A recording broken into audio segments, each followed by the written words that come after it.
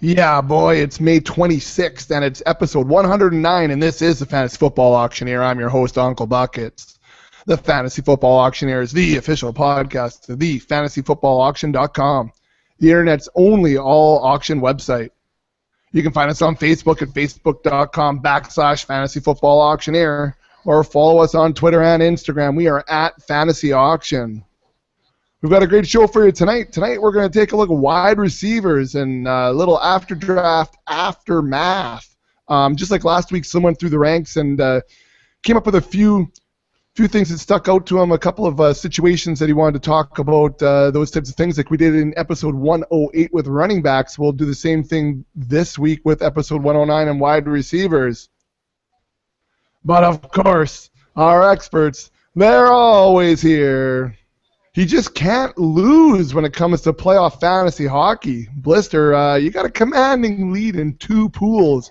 Go Lightning, but I see you put a sad face on there because of the current situation because you're watching it live. Yeah, I turned it off, actually. I was so disgusted. Bucks, the Lightning are getting boot stomped here tonight. Now they got to go back to New York. And, you know, that Ranger team, they just keep on winning and finding ways to get goals. And it's sad. I think, yeah, it could be. I need them to stay alive. If they get to the finals, it should be fine for me, but that's a big if at this point. But yeah, it's been fun. Should be able to hang around for something at least. Oh, that's always good. It's always good. You're just, the master of all fantasy lately, the golf and the baseball and the hockey. Had a pretty good run. Great run in golf. Pretty good run in baseball. Well, yeah, you know what? I find this, and I'm glad I was actually listening to. I listened to a lot of Sirius, obviously, fantasy sports channel, and I was very happy to hear today how guys, you know, they seem to be cruising along, and then no matter what they're playing or what site they're playing on, all of a sudden they seem to hit a wall, and they just can't win for a week. You know, Robots. They can't pick a game at 50-50. You know what? And they just, and I thought, oh, good, it's not just me, because I remember this every other year too. That I played baseball, I'll be winning, and all of a sudden, bang, I can't win a game to save my life, and it just gets so frustrating. So I think I'm even at the point right now where I just got to take a break, take a week off, and then regroup and start to reassess how I've been doing things and go back to basically what I have been doing things. I think the more you read, usually the worse off you are. So. Yeah, go back. You have to go back to the basics sometimes. That's right. You get too into it, right? That's right. That's right. All right, and I didn't know what else to say, but he's just jacked to sit down and talk wide receivers. He likes the loose script. Slim, thanks for throwing things together. I had to go to the big box store after I cut the lawn tonight. I didn't want to throw the name of the big box store because they're not a sponsor. Feel free to sponsor us. So, anyways, Slim, how you doing tonight?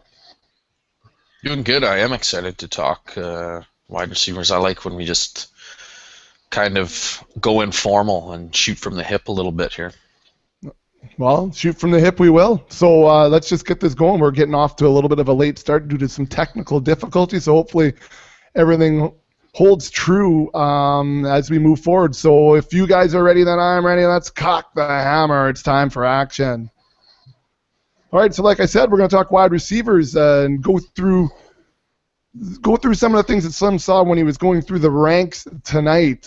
First off, though, we'll bust out the blues clues because here's a segment called We Just Got a Letter. So we just got a letter or some Twitter questions actually tonight. New Twitter question coming from Jason Gabler. Let's say it, at Mumbles247.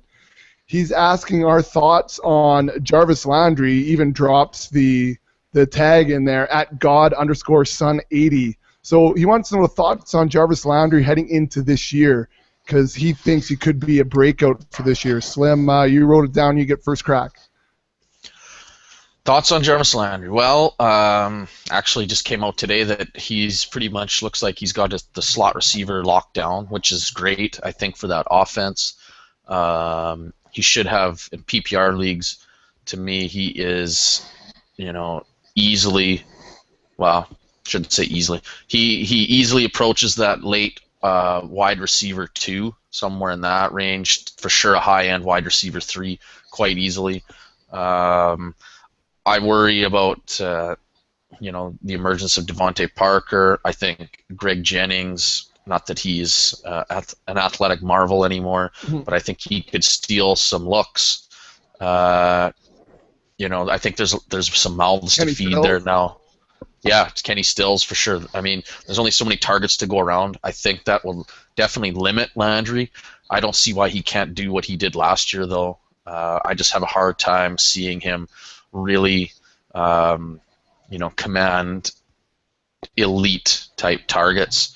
So until then, to me, he's still a low-end wide receiver too at the moment. All right, Blister, what do you think of Jarvis Landry this year? He finished 30th in PPR last year, 84 targets. What do you think of him heading into 2015? He actually had 112 targets and 84 receptions last year. Sorry, I had to scroll down to find that. I like you did your homework though, Mr. Buckets. You know what? I like him. He's the only receiver they have that they had there last year that played a prominent role. Rashard Matthews is there. He's a bit disgruntled because they drafted Parker. They brought in Stills and Jennings, so he's a little bit pissy pants right now. But Jarvis Landry is the only guy that was there and has that familiarity with Tannehill. Plus, the other thing I like is Wallace left town. He had 115 targets. They only hooked up 67 times. I don't see all those targets just simply being dumped off onto Stills and Jennings. I think Jennings is too old. I can't see him playing a big piece of this offense by the time camp rolls around. I could see Parker sliding up and having Stills going deep. We know that's not going to work out. We know Tannehill has a problem connecting on the deep ball. Being a slot receiver, Landry should be in line for, another. He had 84 catches as a rookie. I can't see why he'd have any less than that, probably top 100. The big thing for him would be getting a few into the end zone a few more times. He scored 5 times last year, and Wallace scored 10.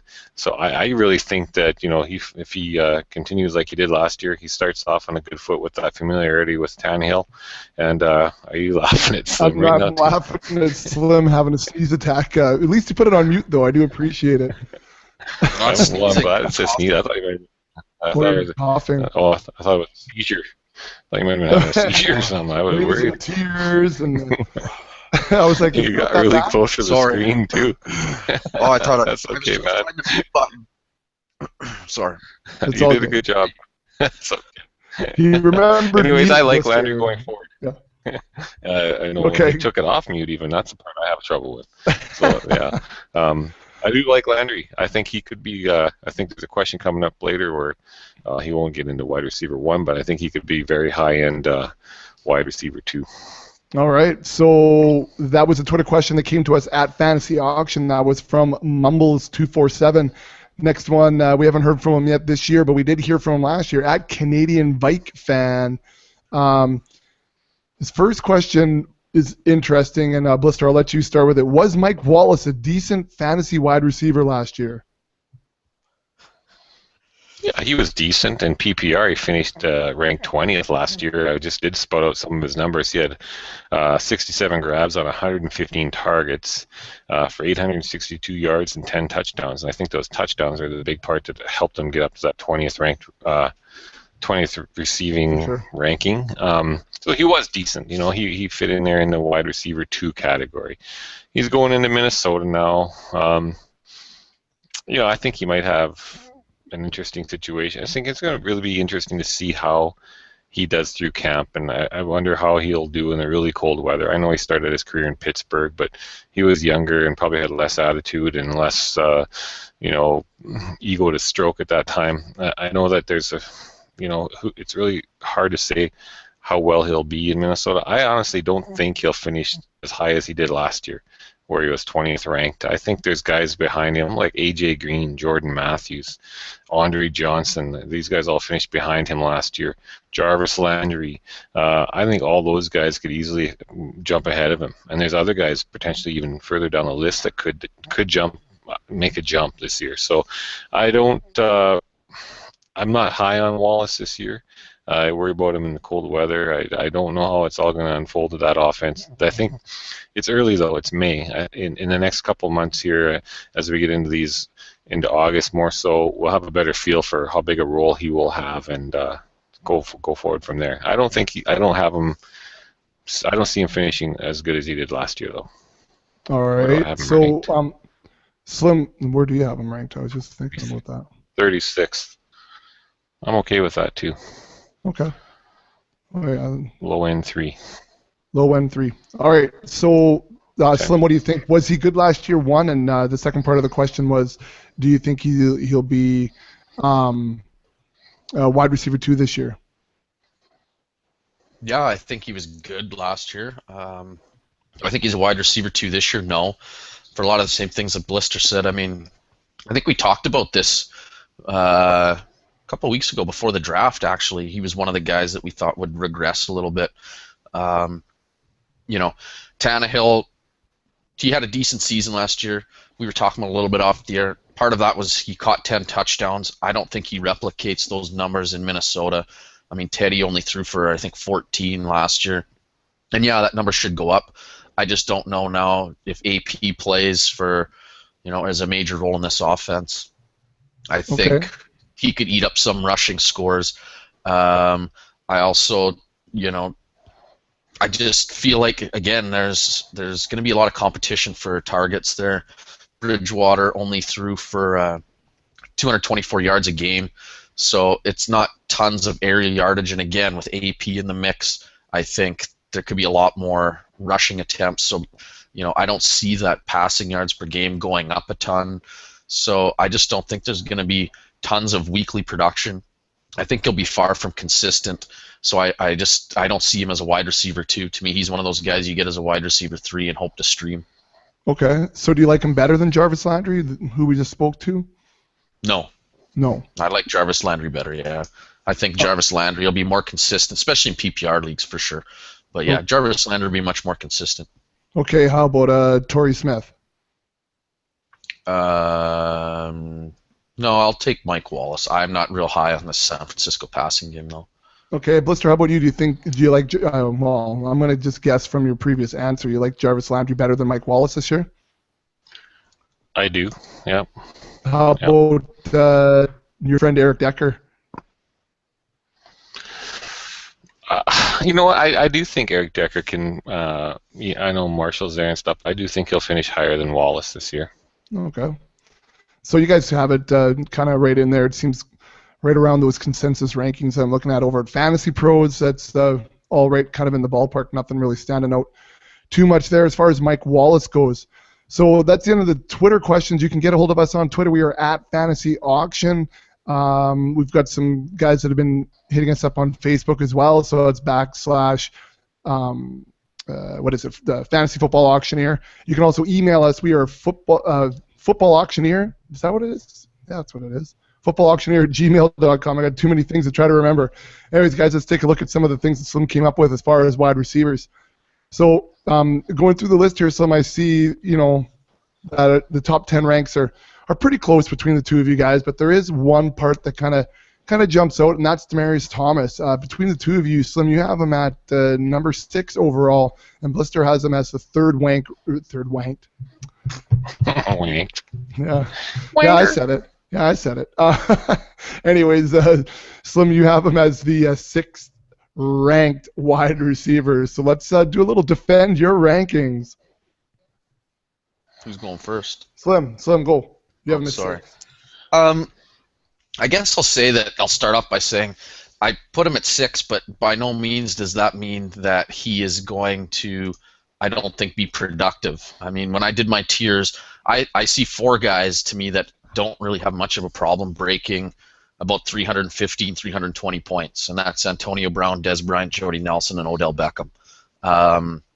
After that, then to me, we get into this next tier, Julio, Demaryius, Calvin, AJ, and Cobb in some order. So I still think Demaryius, I have him right around 315 points, which, I mean, that's awesome production. Yeah. Last year there was only, I think, 4 receivers that broke 315 points. So, to me, he's still elite. I just think there is a lot of elite guys this year, and some that I think are in maybe better situations as far as volume goes. And don't get me wrong, Demaryius is one of the most consistent guys you're going to get, but Peyton Manning is aging. I don't know if they're willing to let him throw it 40, 45, 50 times every game. We saw what C.J. Anderson could do with some carries. So I just think that he might be in line for a little bit of a downtick in terms of targets. I mean, last year he had 1,600 yards on 184 targets. If I'm not mistaken, he led the NFL. Yeah, he led the NFL in targets. To me, he might lose, 20 targets next year, and then he falls into kind of Julio Jones territory where, he's just getting over 300 points, which again is nothing to, be disappointed in. I just don't see him as being a threat right now to be the number one fantasy wide receiver next year. So, Blister, you have him at number 3. I'm going to guess consistency comes into play here as well. I mean, he hasn't, if we take a look, he's had over 140 targets since Peyton's been there and scoring up over 300 fantasy points in the last 3 years. So why don't you tell us about why you have him ranked at number 3 overall? Well, again, I just think he's the number one target for Peyton. I think he's in a great offense. They don't have really he could potentially see more red zone targets and more shots in the end zone because right now their tight end situation isn't what it was last year. I think Julius Thomas left town and took 12 touchdowns with him. So I think that he's going to Peyton likes to go to his guys that he can rely on and trust, and I think Demaryius Thomas could see a little more opportunity for touchdowns this year. But he's always very steady. Peyton is what worries me a little bit. I'm curious to see how the season goes. Like, I don't know if last year if his arm was wearing out or if he just had a lot of injuries that were resulting in he had some pretty poor fantasy performances, and if he's having a poor fantasy day, then nobody else in the receiving corps can be that great either. So I'm worried. I wonder if, is he going to come back healthy? Is he going to fade over the course of the season like he did this year? And that's the only part that worries me. But I do think that, I really don't trust, like I wrote about Denver Broncos today, I don't really trust Owen Daniels. Like, a lot of people are going to probably pay a little bit more for him on auction day because he's going to Peyton, right? And he's the name that everybody knows. But Owen is old, and he hasn't been able to play a full season, and I just don't know, Green that's there. He hasn't had very many targets even in his career. So I just think that maybe Demaryius picks up some of the slack that from Julius, and he has a good chance of finishing up high again like he did last year. He's second last year, so I think he can finish up in that range again, maybe even better with the touchdowns. Okay. So, good stuff on Demaryius. I'm just taking a quick little look, guys, at the consensus top 10 ranks here, looking at Antonio Brown, 1, Jordy Nelson, 2, Des Bryant, 3. Consensus-wise, we've got Demaryius Thomas at 4, Odell Beckham 5, Julio Jones at 6, Calvin Johnson steady at 7, A.J. Green at 8, Randall Cobb at 9, and Alshon Jeffrey is consensus at 10. However, you guys do vary on him a little bit as far as his overall rankings. Some of you got him at 12. Blister, you have him at 9. So, Slim, back-end wide receiver 1, possibly a wide receiver 2. Talk to us about Alshon. 2 words, baby. Jay Cutler. I just think he's going to find it. And, again, we're talking about super talented guys, and a lot of these cases we could be splitting hairs here. Oh, yeah, for sure. At the end of the season. But I look, I don't trust Jay Cutler at all. I think, though, there's a chance where Cutler could lock in on him and try and force feed him some passes, which might be a smart thing.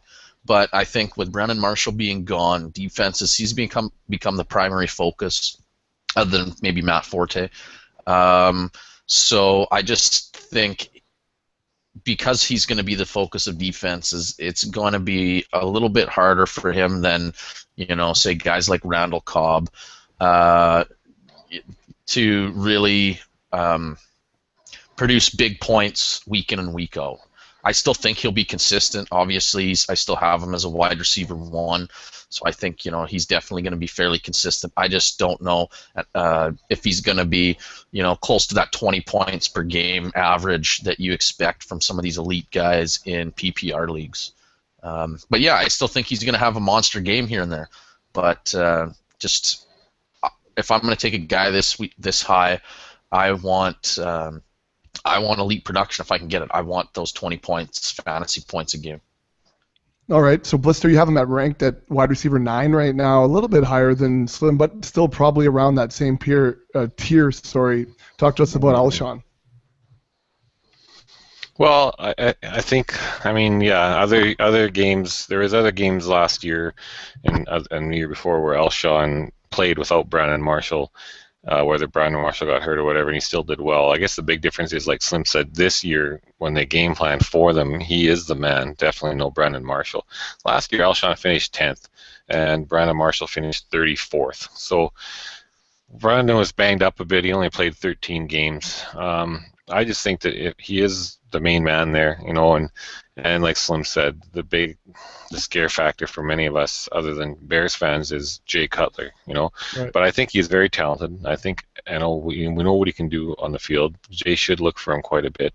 They do have some changes there with coaching staff and offensive coordinator, so I don't know how that'll affect them, but other than Matt Forte, like Slim said, he's going to be the best player out there. And White's going to take a bit of time to adjust out there and to learn the game. So Alshon's going to be definitely the number one. I just think that, I've looked at other receivers that before, AJ Green even. How many times was he a top 10 receiver with Andy Dalton? Yeah, I mean, how many times with Andy Dalton, Slim? I think we maybe just lost Blister there. Yeah, I think I know what he was going to say, and part of this I looked at it as well. I mean, and he brings up a good thing. I know he's going to talk about Andy Dalton, but I also think AJ Green is maybe a more talented receiver than Alshon Jeffrey, and it's not a knock on Jeffrey, but yeah. I look at last year. He only had 3 games with over 100 yards receiving. I mean, that doesn't scream to me elite talent. Necessarily, as far and we're talking about production in fantasy wide receiver position here. I think he only averaged like 16 fantasy points a game, which, like I said, for me the magic number in PPR leagues is 20 points a game. And I realize that just looking at average points, it's not really the best metric to use to predict future production, but again, I think we've seen enough sample size from Jeffrey to kind of know what we're going to expect. I mean, I would also expect, his touchdown numbers could go up.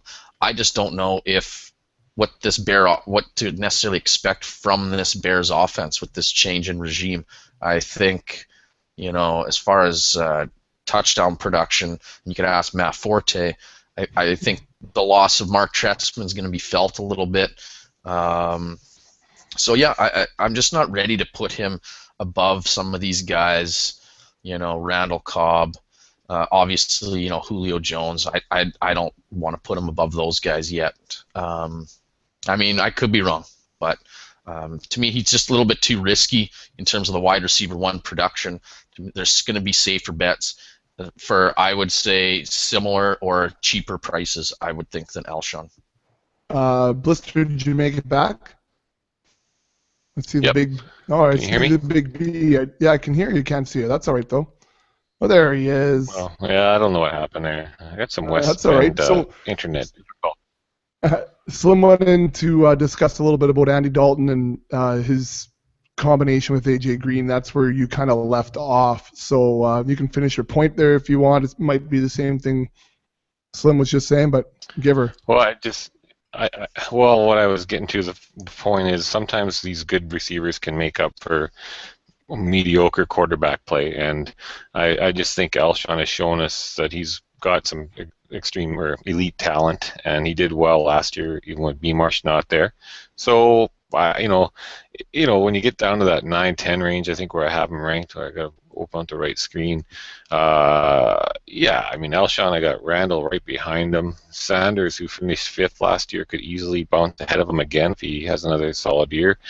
So I got a lot of guys in there that potentially, they're interchangeable. But that's why I have him ranked in the top 10 right now. I just think that because he will be the focal point of that offense. All right. So let's just stick with Chicago here, guys, as I scroll through the rankings. We'll do it for little NFL Kiwi. We'll do it for our buddy Goosh. take a look at Kevin White, because you guys are there's quite a difference there as well. Blister, you have Kevin White at 16, and Slim, you have Kevin White all the way down at 32. So Slim, talk to us about what you think about the rookie wide receiver this year. Well, I think you mentioned the key word is rookie. I think last year where we got spoiled, recency bias is going to tell us what Odell Beckham did, and we're gonna expect that from guys like Amari Cooper and Kevin White, when in reality that is not the norm. Sammy Watkins last year finished as the wide receiver 26. He had just over 200 fantasy points, and he had his ups and downs. Mike Evans was slightly better. He had close to 250. He had some monster games. To me, I don't see Kevin White being the Mike Evans. I see him being closer to Sammy Watkins. So to me, he's in that wide receiver 3 discussion. You're going to have ups and downs with him. He's a rookie. It tends to happen. We don't get to see freaks like Odell Beckham all the time. So, we got spoiled last year, and I think people are going to forget that. And it's going to be hard this year to get these rookies, because I think people are going to overpay, which to me is a good thing. You should be hyping them up to your league mates right now, how much you love Amari Cooper, how much you love Kevin White, how much you love Nelson Aguilar, all those guys, and let those guys go and overpay for them, and you can get these. You're going to get some steals with veteran wide receivers, I guarantee you. So yeah, he's just a guy. I just don't think he's going to be super consistent. With wide receivers, there's just so many. I want guys that I think are going to be consistent. If it's a best ball or something like that, I might take a flyer on Kevin White or a rookie, just because they might put up those massive games.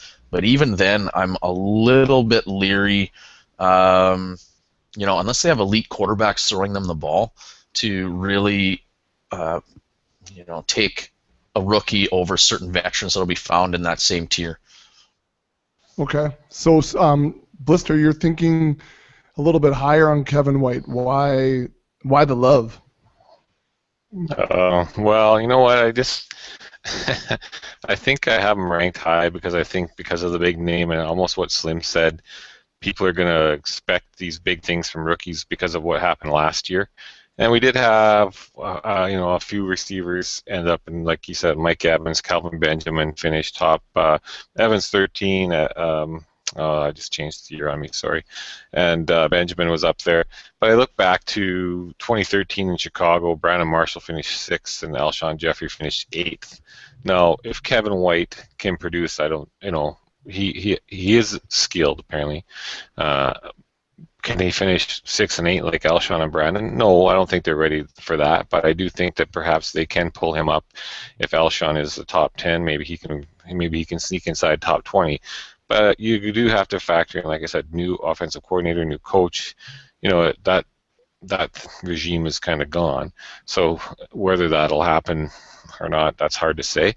But if Cutler can, like we said, that's the other thing. But they did that with Cutler in 2013, finished 6 and 8. So he's going to get the opportunities after Alshon and White. I really not too worried about too many other people in there on that Bears team stealing targets. So we do know they're going to get into some shootouts. Maybe half of his point production is in garbage time when they're chasing the Green Bay Packers or somebody like that, or the Lions trying to put up some points late in the game. Maybe he gets a bunch of garbage time points. Who knows? But they will still add up the same for your team. So I might have him a little high, and I think I'll have to kind of watch as the summer goes along here and adjust accordingly. But I'm going to give him a little bit of hope, and maybe hopefully like the guys in our auction will look at that and pay lots of money like Slim said for him. It won't be me, but hopefully somebody will. All right, so just speaking of heading into the auction, if we were going to go in there right now and just looking at this top 10, top 12 type of situation, Slim, what do you think, or who do you think, in that top 10 or 12 really is going to scream value to you that you think is going to fall however under the radar a wide receiver 1 can be, but who do you think in that top group of guys there is going to be good value for you? I think that It's kind of going to be the same guys that always seem to. I would imagine. I think Odell Beckham Jr. won't. There's just too much hype. Antonio Brown, rightfully so. He's going to go for a lot of money. To me, he's the top guy. If you believe in Alshon Jeffrey, I think you can get a good price for him. But then I look at guys like Julio, Calvin, and AJ Green. I think Julio never seems to get thrust up there, and I might say this is because I'm higher than most, but I love his situation this year. Kyle Shanahan coming in, to me, I think, is going to really look to get him the ball. So I expect a big year out of Julio this year. I know injury concerns always drive his price down. To me, that's great. If he misses 2 games for me, I don't care. He's going to score 40 points. He's going to get 40 points in a couple of games in PPR leagues, so that's fine if he misses 2. Calvin Johnson, same thing. Coming off injuries, he's aging. Guys are low on him. I've seen it in lots of dynasty talk. People are selling him, for next to nothing. Or at least they were a month ago. I could see that carrying over into auction drafts and him going for, bottom end wide receiver 1, even high end wide receiver 2 prices. And to me, the guy is, when healthy, he averages 20 points a game. He's up there with Dez Bryant and like the likes of that. So if I can get him for cheap, I'll love that. And AJ Green is another guy. I mean, the guy is a stud. He has a crap quarterback, yes, but he's shown what he can do with that crap quarterback. Again, he came off a banged up year last year. People tend to forget that. They're down on him. We all have him as the 8th overall wide receiver. I mean, to me, he could easily be a top 5 guy come the end of the year, though. So, again, I think there could be value there with those 3 guys. And a lot of it is because I think that we've seen their names up there for so long. Yeah. We kind of get this flavor of the week. So Odell Beckham. I mean, Antonio Brown is fairly recent. Dez Bryant, his a little, I guess he's the same age as AJ and that. But, after what that offense did last year, he's vaulted right to the top. Guys like even Emmanuel Sanders, we kind of get enamored with that Denver offense. T.Y. Hilton coming off a big year. So there's going to be these other names that we're not used to maybe seeing there that guys will maybe kind of uptick and forget about some of these guys that have been there for the last few years. Blister, how about you with that top 10 or 12 grouping there? Who do you think you might see some value out of in this year's auction? I think Slim nailed it on the head. Some of these other guys have been around for a while, Julio, Calvin, AJ. I think people are going to be all excited for Antonio, Dez, and Odell, and some of the big-name rookie receivers from last year.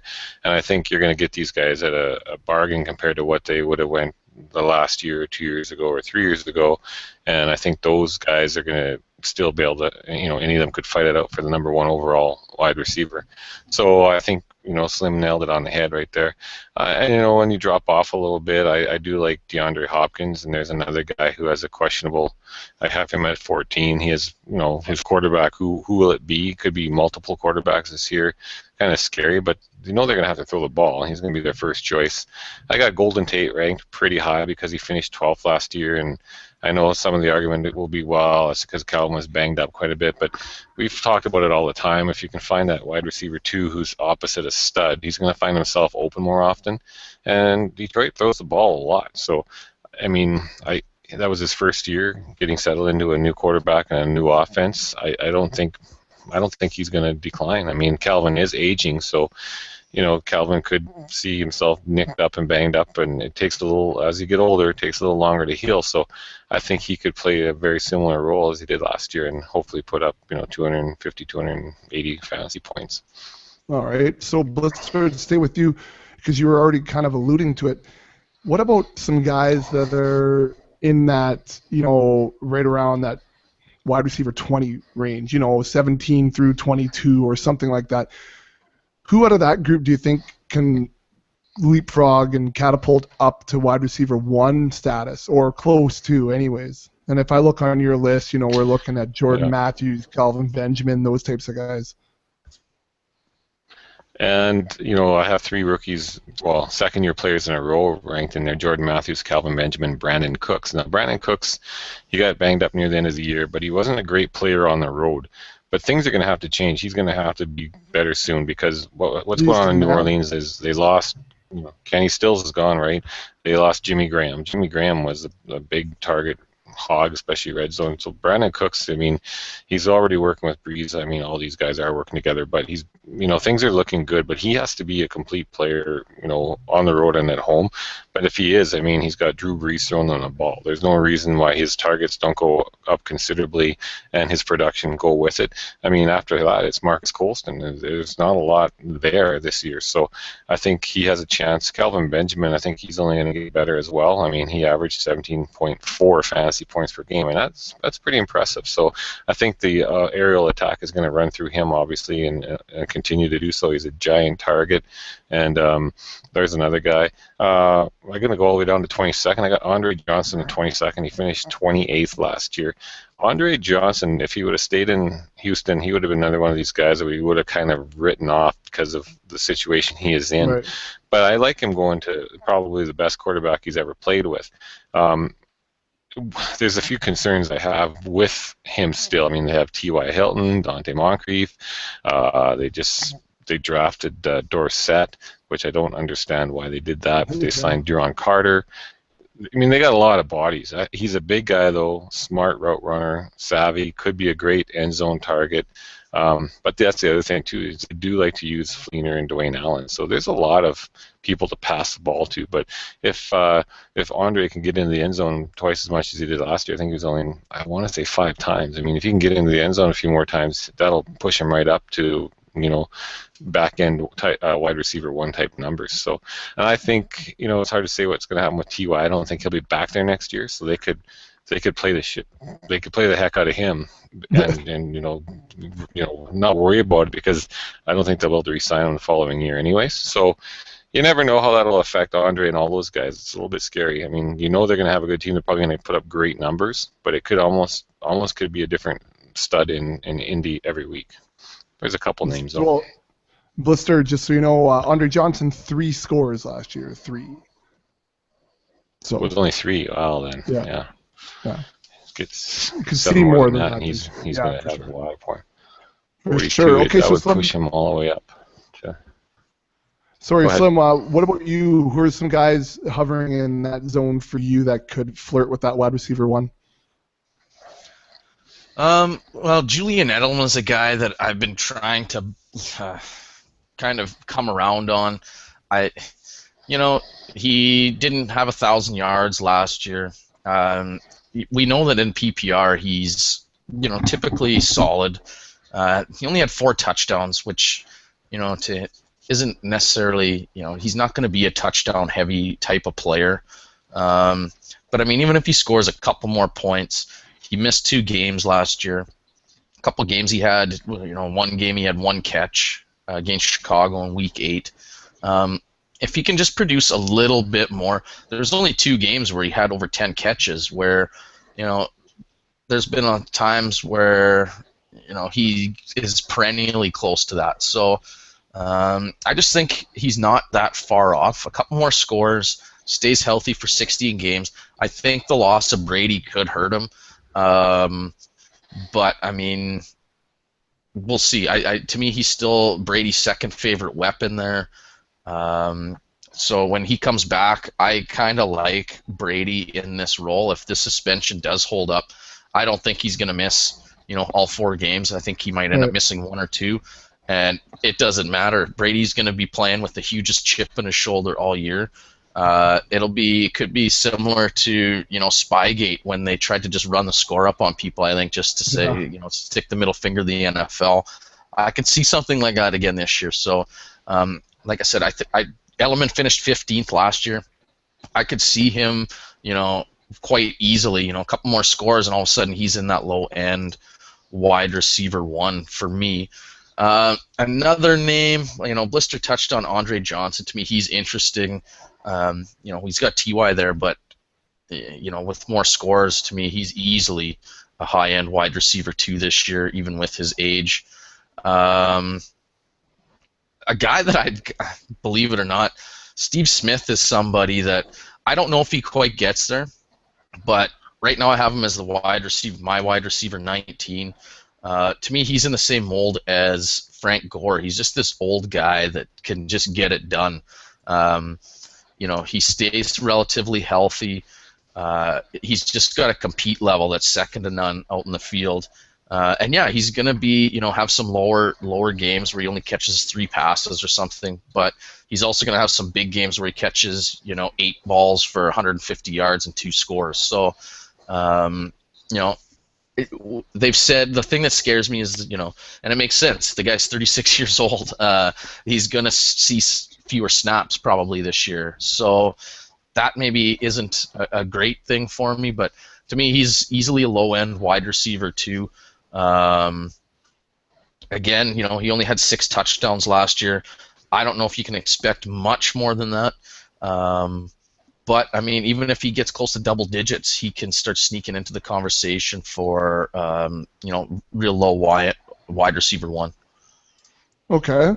So we've danced around those 2 names right now. Blister, who's the best old guy this year? I mean, if we look at Steve Smith, Andre Johnson, is there somebody else that you would consider quote-unquote old guy in this year's auction draft? Calvin Johnson. Well, I kind of like. I was just thinking that. Do you call him that? Anyways. Like I was gonna lean on Andre Johnson for this one. I just think he might be excited. A little more to play. I mean, Steve Smith kind of declined a bit last year as the season wore on. So I think Andre might be just kind of reinvigorated with Andrew Luck at QB. So I'm gonna pick Andre to be the better old guy this year. All right, and Slim, who do you have between the two of them, or is there somebody else? Is there, I don't know, Anquan Bolden or Larry Fitz or somebody that leapfrogs everybody?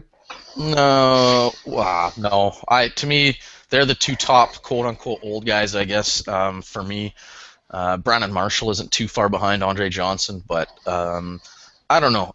To me, I think Andre has the higher ceiling. But he also has T.Y. Hilton ahead of him, which is going to hurt his value a little bit. To me, Steve Smith doesn't really have anybody there. Perriman was drafted, but again, rookie wideout. I don't see him being really consistent. So I have them really close. I won't lie, but I have Steve Smith. I give Steve Smith the edge just because, to me, right now, by a hair, I just see a little bit more production, but I wouldn't be shocked. Like, it wouldn't surprise me. Andre Johnson, to me, like I said, he's got a high ceiling, and I don't think the ceiling is that hard for him to reach. So that's why I got them really close. Well, and to be fair, you guys both have them really close. Slim has Andre Johnson. Steve Smith at 19 and Andre Johnson at 22, and Blister's got Andre Johnson at 22 and Steve Smith at 25. So it is pretty tight. As far as the old guys go. Now, Slim, you did mention another old guy, and looking through for disparities on the rankings, you and Blister really are different on the other old guy, Brandon Marshall. Blister has him all the way down at 51, and Slim, you have him as a wide receiver 2 at the back end, at wide receiver 24. So tell us a little bit about B. Marshall, and we'll let Blister defend his rankings. Well, I think a lot of people might be scared off by that injury that Marshall had with his hip and things like that, and they also might be scared off by Geno Smith. To me, I think, Marshall. We saw Eric Decker. I wish I had it offhand. I think he almost caught 100 balls last year. I can tell you Geno right now. Smith there. Never mind. I was off. 74. Yeah. But still, to me, Brandon Marshall catches 80 this year. I think with Chan Gailey there, that offense can't be as bad as it was last year. I mean, you look at Decker catching 74 passes for 950 yards. That's, to me, as bad as it could have been offensively. So it can only go up. And to me, Brandon Marshall is still really talented. I think he's going to do wonders for Geno Smith. I'm not saying Geno Smith's going to become some elite fantasy quarterback by any means, right. But I think he'll be a great Red zone target for Geno. I think he'll be great for third downs. We've seen Marshall. He's fearless. He'll go anywhere to catch passes. If a ball's thrown poorly, he'll go up to get them. It doesn't matter. He'll take the hit. So I think he's going to be really great for Geno. And like I said, I'm penciling him in for 80 receptions. I think, to me, that guy, he is over 200 fantasy points in PPR leagues quite easily. I think he gets even close to around 220 fantasy points. So, I like him as a wide receiver too this year. So, Blister, Slim loves him. You're the hater. Talk to us about why you hate Brandon Marshall so much.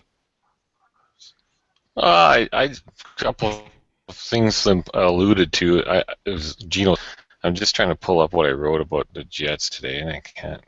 Nothing works properly right now, but I think he's getting old. Okay, last year, here they are. They ranked 28th in total offense. 283 points they scored as an offense, so they were one of the worst teams in the league.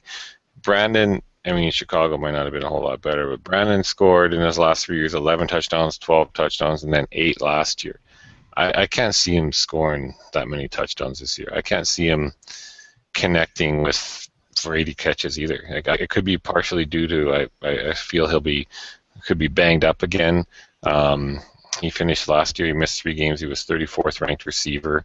I think that they have Decker. I think Amaro is going to have to be developed. This young Devin Smith comes in, could be a little bit quicker. Could be, I know Brandon Marshall's got history there, but I just think this is the year he declines to the point where, I don't really want him on my team. So I'll admit it, I was surprised that Decker, I didn't expect Decker to do as much last year as he did. Yeah. So I guess there is that chance. But my feeling is he finishes somewhere around where he finished last year, and that's around mid-30s again overall. There's a lot of talented young players ahead of him, and with better quarterbacks. So 50 though? I had, and maybe one of the others. I don't have him that far down, do I? Yeah, 51, Brandon Marshall. I thought I have him 34th. No. It says 34 on my thing. On the latest members-only fantasy football rankings updated May 12th, 51. I have him on here updated May 12th. I got him 34th. Oh. Brandon Marshall. Do I have him twice? Nope. I don't know. That's cool. The one I'm on is 2015 preseason rankings updated May 12th. And he's 34th. All right. Okay. That's weird. I don't know what you're on. We'll figure it out. All right, we'll figure it out. So that's weird. That's okay. So, anyways, the other question. Go. Finish. I can't remember what I was saying. I don't know. Remember? There's a bunch of young receivers that were better than him. That are better than him. Which is true. Yeah, I can't remember what I was going to say. And it makes more sense if it's 34th. Yeah, it sure does. It was 34th, but I don't know what you guys are looking at. Well, we're looking at what's my drive.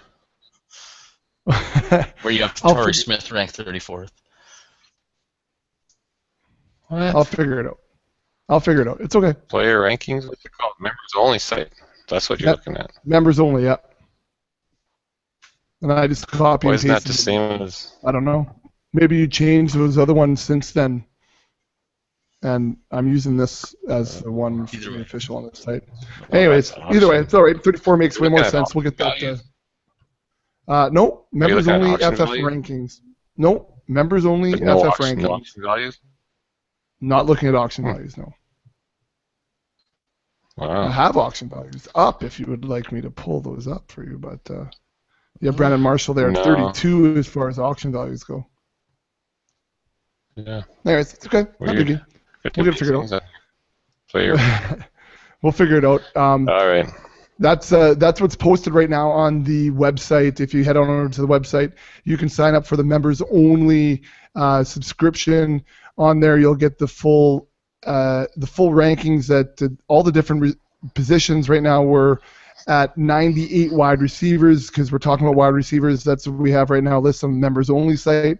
So you can have a look at that. We've had a few people already signing up for the subscription nice and early, getting ready for their drafts, which we love it.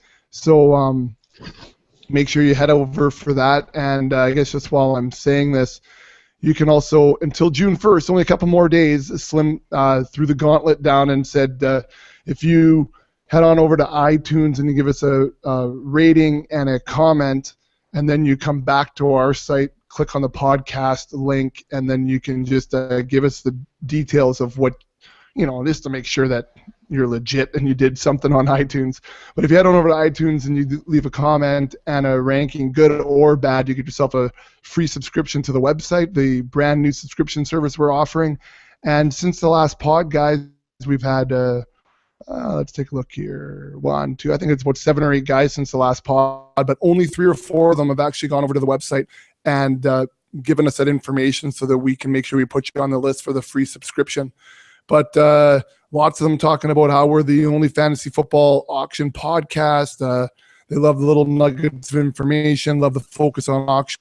And I did enjoy the RMJ Pointer. I don't know what his name is, but A+ Niche podcast. He did say, I need this podcast to dominate my leagues. KBL and I run a league in BC, and we listen to the quote-unquote Canadian podcast, which is good to see. A little Canadian love there, boys.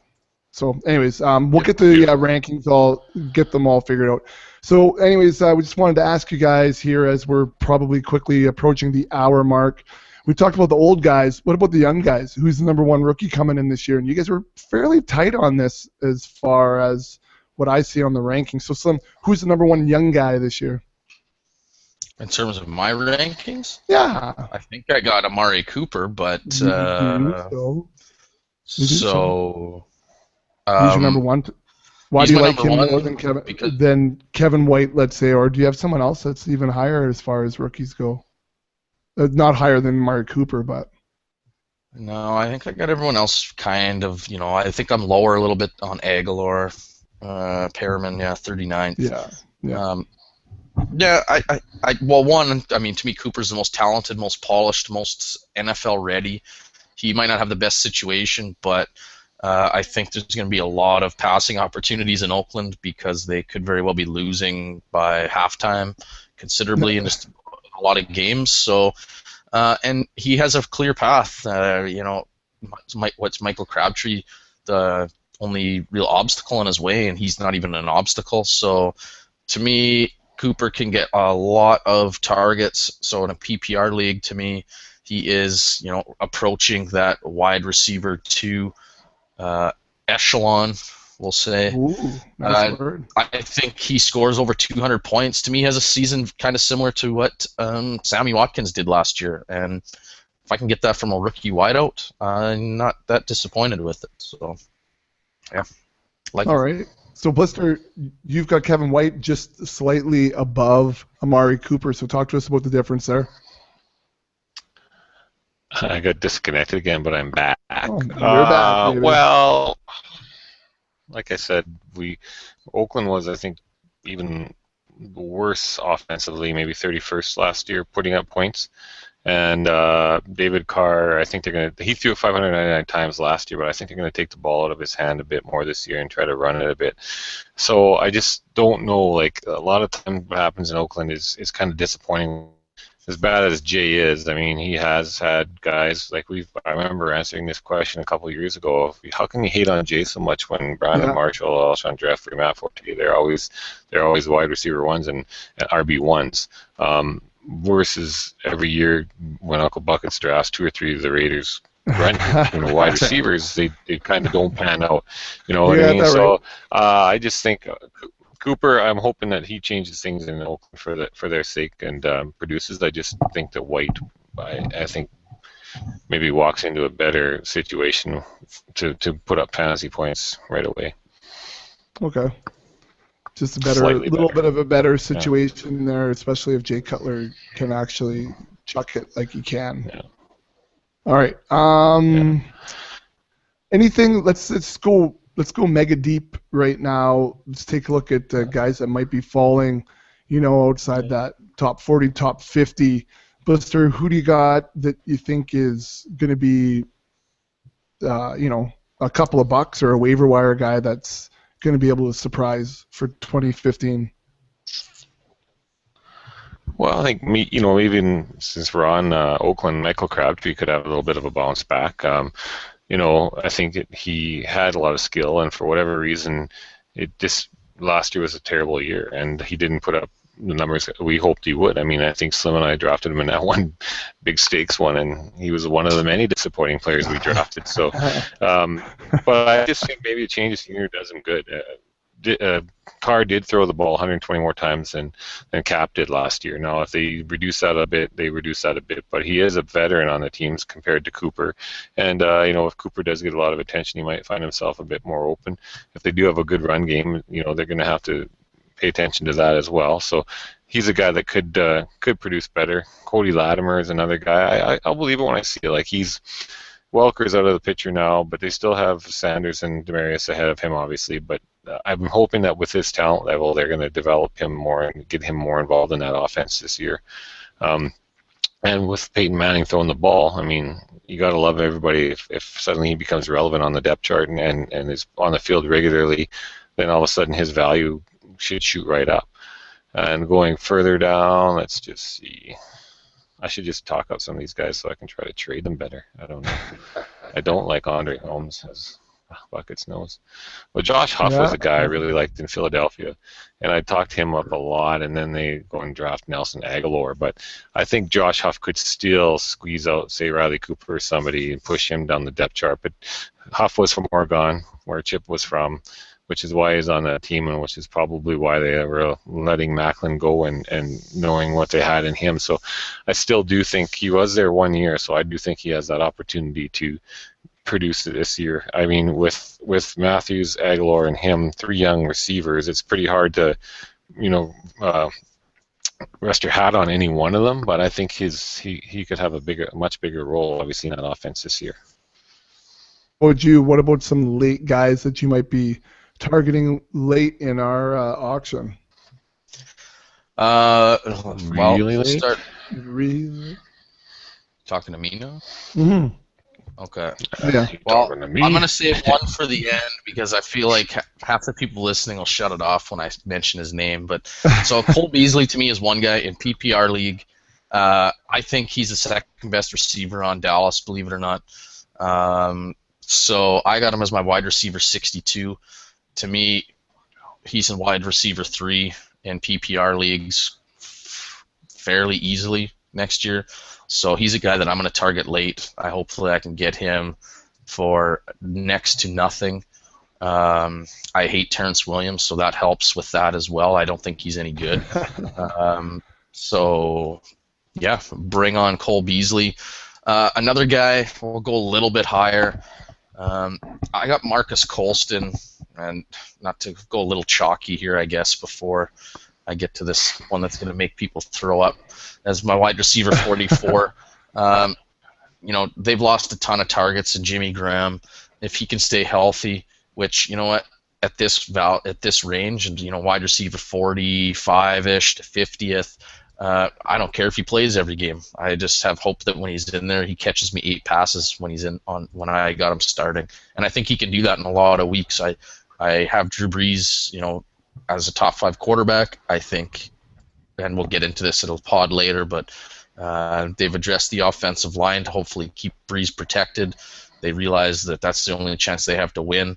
So I think that he's going to be able to have more time to throw the ball. Yes, they'll run it too, but I think he's going to not be planted on his can as much, and he'll be able to all the guys will love that. I could hear the accent when I said can. But yeah, I think he'll have time to throw the ball still a considerable amount. So I like Colston this year. Another guy, I have him as my wide receiver 55. A lot different than you guys, I know. So you guys don't hang up or swallow your vomit if it comes up. But here it comes. Yeah, you can feel it. And yeah. I just heard click. All those phones just shut off the pod. Yeah, I know. But you know what? Someone's got to catch passes in Cleveland. They cannot run the ball every play, regardless of what. They can. They have Cleveland three running backs. Yeah, well, you know what? If they put 10 people in the box, good luck. Yeah. I don't care if you're Isaiah Crowell or Jim Brown comes back out of, Jim time Brown. machine. But so they're going to have to throw the ball. I think that there's going to be some destitute weeks from Dwayne Bowe, but I think there'll be some serviceable weeks in a PPR league. If he catches 5-6 passes, you know what, he should be okay. I would love to see a little bit more from the quarterback position, but hopefully that'll shake out in camp. To me, he's a guy who no one's even going to be looking at in a lot of leagues, so you can probably get him off waivers after you draft, just on the name and the situation alone. But that's okay. If I can get a guy like that for free, I will definitely take a flyer on him. Well, I'll let you know here that if I can, my supercomputer's being dumb. I just did a Bow. Right now is at 58 on Fantasy Pros, but there's somebody who has him up at 41, so higher than you, even Slim, at 41. Sweet. Feels high. Now I'm nosy. I want to see who that is. Actually, someone has him at 38. Don't throw their names out because you'll. No, I'm not going to. Actually, I don't. I don't know, if I said them, I don't recognize them anyways, so I'll leave it at that. It's not the Magic Man. Mm-hmm. And it's not our buddy who just picks winners. But okay, so those are a couple of late bloomers you guys are thinking that might be able to hit hard. So, I don't know, we're going to talk plenty more about wide receivers. It is only May 26th after all. So we've got a ton of time to go deeper into a lot of things. Is there anything else you guys wanted to bring up as far as wide receivers right now, or? Nope. Everyone good? No, you're good. Blista, are you still here? I'm back again. I got kicked out again, but I'm back. That's weird. I was looking. I don't know how. Still mad looking at that Brian Marshall ranking, how it was so mixed up, and now it's kind of everything else is close. It's just throwing everything off by one. But I remember what I was going to say too. Maybe what had him ranked so low is I was arguing with a guy from the ECL about Brandon Marshall, and Don from San Diego, meaning Wales vagina. San Diego. San Diego. Yeah. So a bit of a disagreement on where he should be, and Don thinks a lot higher of him, so didn't work out. So you just updated your rankings there, Blister? I'm working on it. I'm trying to compare the notes, and that one was just way out of left field, that one. So the rest of them are Well, I just copied and pasted, I felt, but that's all right. Well, no worries. We'll get it all I've shared it with you again. I shared it with you again, the preseason rankings that I have my comments on, That's the one I was looking at when we were doing this. Yeah. And one for members only doesn't. I sent this one back out to you. Well. Yeah. Okay. No worries. We'll get it all dialed in. Anyways, so you can head on over to the website, thefantasyfootballauction.com. You can take a look. We've got a couple articles up already on the members-only site. We've got the auction values, the early auction values for 2015, as well as the consensus rankings are also on there. Blister has already fired out pretty much the entire AFC as far as breakdown of teams, Blister. Is that correct? Yep. Who they signed, who they lost in the offseason, the rookies they drafted, studs, sleepers, breakouts, bounce back candidates, all that stuff. So that'll be all on there. We have released part 1 of the triple Bs from Blister. Or no, I've done part 1 and part 2 of the triple Bs, I believe. So part 3 will be released here pretty soon. Getting pretty thick over at the members only area, so feel free to check that out at thefantasyfootballauction.com. Click on members and you can have a look. Don't forget till June 1st, if you head on over to iTunes, give us a ranking and a comment, and then leave that information for us on our podcast page on the website, and you get yourself a free membership to said subscription site. Follow us on Twitter at Fantasy Auction. Send us an email. It's footballauctioneer@gmail.com. Those are all the ways you can get a hold of us, or you can get some exclusive content. Remember, we are the first and only fantasy football auction website on the internet, which still marvels me because I can't think of one other topic on the internet. That's on the interweb. I can't think of like lawnmowers. There's more than one site. Kool-Aid jammers. I bet there's more than one site. My kid left on the table. But yeah, one site for fantasy football auctions. That's it. That's all. One podcast for fantasy football auctions. That's us. So come on over and take a look. Anyways, guys, that's, I guess, pretty much wraps up episode 109er. Slim, I'm going to see you on the soccer pitch tomorrow. Yes. Hopefully you have that trophy nice and shined up. The boys said you can babysit it for 85 minutes. Oh, they better send it back down. It's up in the D-Town getting refurbished. Why is the K-Town being refurbished, the boys? Well, we had to send it up there a couple weeks ago for inventory purposes. So hopefully they fire it back down on the bus. Oh. All right. And Blister, feel free to come out and cheer the old soccer team on. You'd like to see you out there 12:30 on the pitch. Supposed to be a beautiful day tomorrow. That's why you should be out there. Let's fill the stands. Get the SPF on that Baldomiers, Bex. Oh, don't worry. It'll be on hot and heavy. You got one game on. Get that bye to the final. Yeah, but I do have to line the first game, so that's all right. But we'll be okay. Anyways, guys, I'll see you tomorrow over on the soccer pitches. For everyone else, I'll see you when it's springtime in the Rockies.